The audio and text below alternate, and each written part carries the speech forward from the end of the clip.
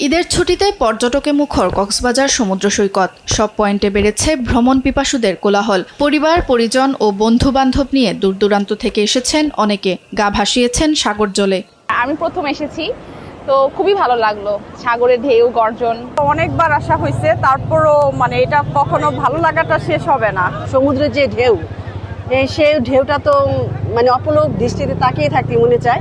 পর্যটকদের সার্বিক নিরাপত্তার স্বার্থে আমরা হোটেল মালিক সমিতি প্রশাসনের পক্ষ থেকে যথেষ্ট ব্যবস্থা রয়েছে।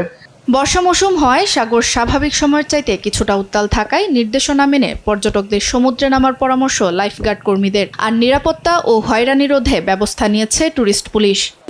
বাইরে চকোলেটে ডুবিয়ে ভীষণ মজা, গোলমাল চকোলেট, জাদু মাখা স্বাদ। এখন স্প্রিং টাইড চলতেছে, সমুদ্র একটু উত্তাল, ঢেউ অনেক বড় বড়। তো আমরা পর্যটকদের নিরাপত্তায় আমরা আমাদের সেবাটা 3 স্তরে সাজিয়েছি। পর্যটকদের সার্বিক নিরাপত্তার জন্য আমরা প্রস্তুত। যে কোনো সমস্যা হলে আমরা তাৎক্ষণিকভাবে সহযোগিতার জন্য প্রস্তুত আছি। প্রতিটা বিচে আমাদের হেল্প ডেস্ক আছে। পর্যটকদের কোনো সমস্যা হলে আমাদের হেল্প ডেস্কে সহযোগিতা নিতে পারে।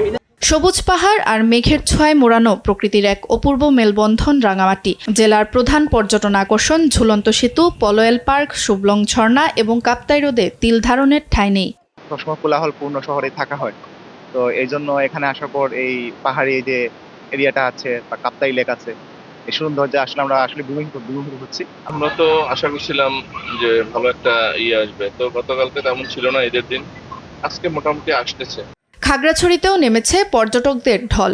আলুটিলা পর্যটন কেন্দ্র, তেরাংতৈকালাই ঝর্ণা, জেলা পরিষদ পার্ক, চেঙ্গি নদীর পাড় সহ বিভিন্ন স্পট এখন মুখর পর্যটকদের পদচারণায়। ঈদের বন্ধ তো একটি টিমে চাষা আর কি, এখানে সবাইকে দেখেই ভালো লাগছে। ভিতরে যখন ঢুকি একটু কেমন যেন গা ছমছম করে।